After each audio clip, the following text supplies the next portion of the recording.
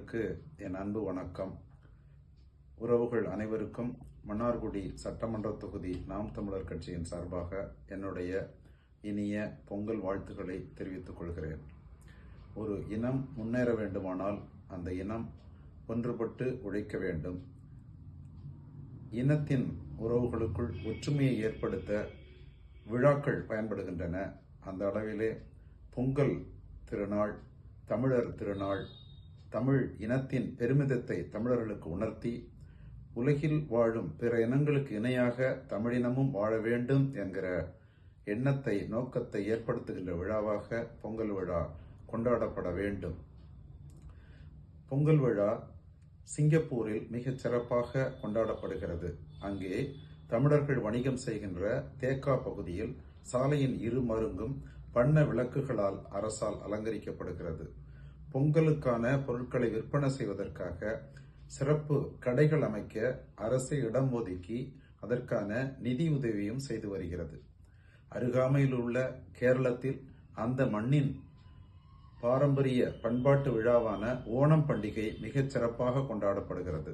சென்ற ஆண்டு செப்டம்பர் மாதம் ஓணம் பண்டிகை கொண்டாட்டத்திற்காக அந்த மாநிலத்தின் முதலமைச்சர் பினராயி விஜயன் அமைச்சரவை கூட்டத்தை கூட்டி அதற்கான திட்டங்களை வகுத்திருக்கிறார்.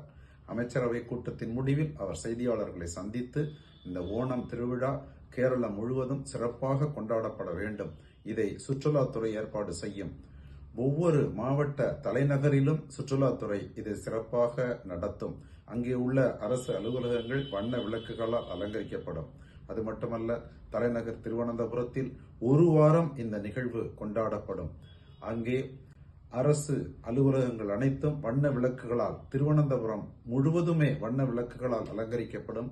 7வது நாள் நிகழ்ச்சியின் நிறைவாக 8 கிலோமீட்டர் தூரத்திற்கான ஒரு மக்கள் பேரணி நடைபெறும் என்றெல்லாம் அவர் அறிவித்திருக்கிறார். ஆனால் தமிழ்நாட்டின் நிலையை பாருங்கள்.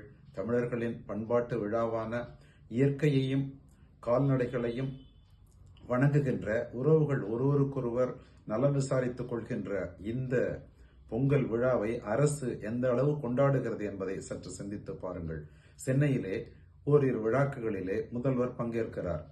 பள்ளிகளில், கல்லூரிகளில் நிகழ்ச்சிகள் நடக்கின்றன. பொதுமக்கள் தாமாகவே முன்வந்து பொங்கல் விழாக்களை நடத்துகின்றார்கள். ஆனால் சிங்கப்பூரில் இருப்பதைப் போலவோ, கேரளத்தில் இருப்பதைப் போலவோ நகர் முழுவதும் வண்ண விளக்குகளால் அலங்கரித்து செய்யப்படுகிறதா என்று எண்ணி பாருங்கள்.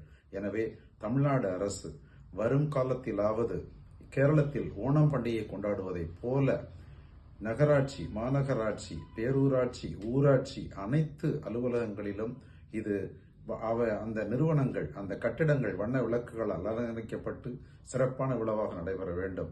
பள்ளிகளில், கல்லூரிகளில் பேச்சு போட்டிகள், கட்டுரை போட்டிகள், பொங்கல் விழாவை பற்றி தமிழர்களின் பாரம்பரிய கலை நிகழ்ச்சிகள் நடத்தப்பட்டு சிறப்பான விழாவாக நடத்தப்பட வேண்டும் என்று தமிழ்நாடு அரசுக்கு வேண்டுகோள் விடுக்கிறோம். ஏனென்றால் இது ஒரு பண்பாட்டு திருவிழா மட்டுமல்ல, இது தமிழ் இனத்தின் திருவிழா, தமிழ் தேசிய திருவிழா. இந்த பண்பாட்டு விழா தமிழ் தேசிய விழாவாக, பொங்கல் விழா என்பது தமிழர் திருநாள் என்கிற பெயரை எப்படி பெற்றது என்ற வரலாற்றை நாம் சற்று உன்னிப்பாக பார்க்க வேண்டும். 1930களிலே அப்போது சென்னையிலே வாழ்ந்த நமச்சிவாய முதலியார் என்கிற நூல் பதிப்பாளர் தை முதல் நாளை தமிழர் திருநாள் என்று அறிவித்து அன்று தன்னுடைய பதிப்பகத்திற்கு நூல்களை எழுதுவோருக்கு ஆண்டுதோறும் இந்நிகழ்வில் பரிசுகளை வழங்கி வந்தார். அதற்கு பிறகு 1937 அண்ணல் தங்கோ இந்த நிகழ்வை முன்னெடுத்தார். அவர் ஆண்டுதோறும் இந்த நிகழ்வை முன்னெடுத்தார். உலக தமிழ் மக்கள் பேரவை என்கிற அமைப்பை நிறுவி தை முதல் நாளை தமிழர் திருநாள் என்று அறிவித்து அந்த நாளிலே மிக சிறப்பான நிகழ்ச்சிகளை அவர் நடத்தினார். அதற்கு பின்னாலே 1946ஆம் ஆண்டு தமிழரசு கழகம் கண்ட ஐயா மாப்போசி அவர்கள் 1947ஆம் ஆண்டு இந்தியா விடுதலை பெற எத்தனித்த அந்த காலத்திலே தெலுங்கர்கள் விசால ஆந்திரா என்றும் சம்யுக்த கேரளா என்று மலையாளிகளும் தங்களுக்கெல்லாம் தனித்தனி மாநிலம் வேண்டும் என்று கேட்டு போராடிய போது தமிழ்நாட்டிலே தமிழர்களுக்கென்று ஒரு வரையறுக்கப்பட்ட மாநிலம் அமைய வேண்டும், தமிழர் வாழும் பகுதிகள் தமிழ்நாட்டுக்குள் வர வேண்டும் என்கிற நோக்கத்தோடு இயக்கம் கண்ட மாப்போசி 1947ஆம் ஆண்டு ஜனவரி 14ஆம் நாள் தை முதல் நாளை தமிழர் திருநாள் என்று தமிழகம் முழுக்க கொண்டாட வேண்டும் என்று அறிவித்தார். அனைத்து கட்சி தலைவர்களையும் அழைத்தார். அதற்கான கூட்டத்திலே அவர் வெளியிட்ட அறிக்கையிலே திருவிக காமராசர், டி கிருஷ்ணமாச்சாரியார், ப சுப்பராயன், ப ஜீவானந்தம், வ.ரா.